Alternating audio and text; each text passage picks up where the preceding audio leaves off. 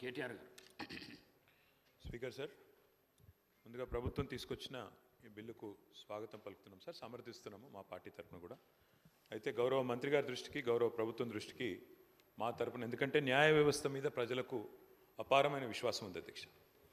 పెద్దలు చెప్పినట్టుగా మన రాజ్యాంగ నిర్మాత గౌరవనీయులు డాక్టర్ బాబాసాహెబ్ అంబేద్కర్ గారు చెప్పినట్టుగా 4 పిల్లర్స్ ఆఫ్ డెమోక్రసీలో న్యాయ వ్యవస్థకు కూడా అత్యంత విశ్వసనీయత, అత్యంత బలమైన ఒక పునాది కూడా మన రాజ్యాంగ నిర్మాతలు రాజ్యాంగంలోనే వేయడం జరిగింది అధ్యక్ష.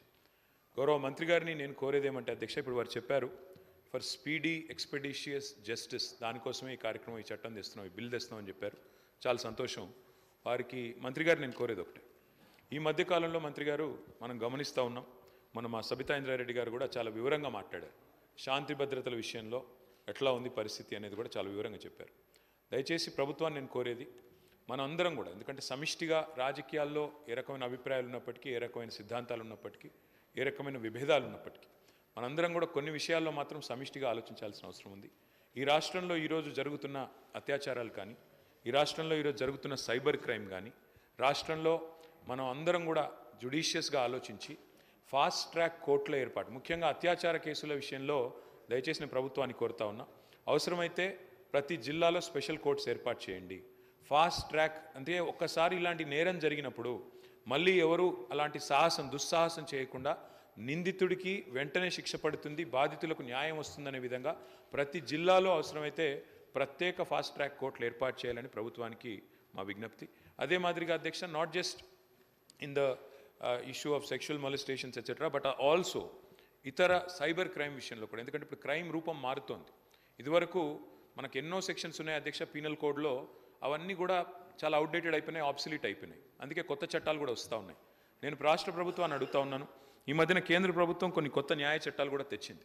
అయితే ఈ న్యాయ చట్టాల వల్ల కొంత మనకేమైనా ఇబ్బంది కలుగుతుందో అనే ఒక భయం కూడా కొన్ని వర్గాల నుంచి వ్యక్తం అవుతూ ఉంది. ముఖ్యంగా మన తెలంగాణ ఈ ప్రాంతంలో వామపక్ష ఉద్యమాలు, ప్రజా సంఘాలు చాలా విస్తృతంగా, చాలా క్రియాశీలంగా ఉండే రాష్ట్రం మన తెలంగాణ. ఎంతోమంది గతంలో ప్రజా ఉద్యమాల్లో పాల్గొని అసూలు బాసిన నేల తెలంగాణ.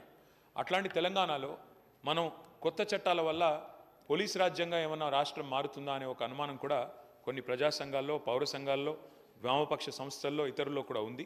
దయచేసి నేను మంత్రి గారిని కోరుతా ఉన్నాను, కర్ణాటక రాష్ట్రం ఎక్కడైతే కాంగ్రెస్ గవర్నమెంట్ ఉందో, పశ్చిమ బెంగాల్, తమిళనాడు, ఈ 3 రాష్ట్రాల్లో కూడా ఆ కేంద్రం తీసుకొచ్చిన చట్ట సవరణలను వారు కొంత మార్పులు చేర్పులు చేసి పోలీస్ రాజ్యంగా కాకుండా ప్రజలకు, పౌర సంఘాలకు, ప్రజాస్వామ్యంలో నిరసనలకు హక్కుండే విధంగా వారు కొన్ని చట్ట సవరణలు కూడా తీసుకొచ్చారు.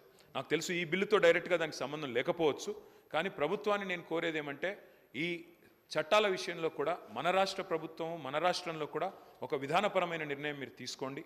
తప్పకుండా మనం కూడా ఆలోచన చేయవలసిన అవసరం ఉంది. సిద్ధరామయ్య గారు ఇప్పటికే చాలా వివరంగా ఈ విషయంలో తన నిరసన చెప్పారు.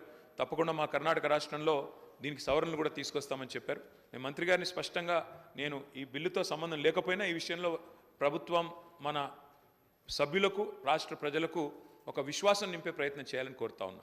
అత్యాచార బాధితులకు, అదేవిధంగా సైబర్ క్రైమ్లో ఇవాళ లక్షలు కోల్పోతున్న వాళ్లకు సత్వర న్యాయం లభించే విధంగా ఫాస్ట్ ట్రాక్ కోర్టులు ప్రతి జిల్లాలో ఏర్పాటు చేయాలి. వేగంగా అందులో కావాల్సిన నియామకాలు పూర్తి చేయాలి, ఏమైనా గ్యాప్స్ ఉంటే భర్తీ చేయాలి. వేగంగా స్పీడీ ఎక్స్పెడిషియస్ జస్టిస్ జరగాలి. ఎందుకంటే పెద్దలు ఒక సామెత చెప్తారు అధ్యక్ష, justice delayed is justice denied. అంటే ఎంత ఆలస్యంగా న్యాయం దొరికితే అంత అన్యాయం జరిగినట్టే లెక్క అని. కాబట్టి justice delayed is justice denied అనే మాటను గుర్తు చేసుకుంటూ ఫాస్ట్ ట్రాక్ కోర్టులు ఏర్పాటు చేయాలి. కేంద్ర చట్టాల విషయంలో కూడా తప్పకుండా రాష్ట్ర ప్రభుత్వం కూడా తన వైఖరి తెలియజేయాలి. పోలీస్ రాష్ట్రంగా, పోలీస్ రాజ్యంగా తెలంగాణ మారకుండా. మళ్ళీ మంత్రి గారు ఇవాళ ఐటీ మినిస్టర్గా కూడా వారే ఉన్నారు. మినిస్టర్ గారిని కూడా నేను ఒకటి కోరుతున్నాను, ఈ మధ్యన ఇంకొక బిల్లు తెస్తూ ఉన్నారు. సోషల్ బ్రాడ్కాస్ట్ల మీద కూడా పాబంది పెడుతూ, సోషల్ మీడియా మీద కూడా పాబంది పెడుతూ ఒక బిల్లు తెస్తూ ఉన్నారు. దయచేసి మంత్రి గారిని నేను కోరుతా ఉన్నాను, భావ వ్యక్తీకరణ స్వేచ్ఛను హరించే విధంగా ప్రజాస్వామ్య దేశంలో ఏది చేసినా అది తప్పు అవుతుంది. ఎందుకంటే అల్టిమేట్గా డిజిటల్ మీడియాలో కూడా పౌరులు తమ భావాలను స్వేచ్ఛగా, తమ వాక్ స్వాతంత్రాన్ని పూర్తి స్థాయిలో వినియోగించుకుంటూ వ్యక్తీకరించే అవకాశం ఉండాలి. దయచేసి అలాంటి ఏమన్నా వస్తే తప్పకుండా దాన్ని మనందరం కూడా కలిసికట్టుగా నిరోధించాలని చెప్పి కూడా కోరుతూ, మా పార్టీ తరఫున తప్పకుండా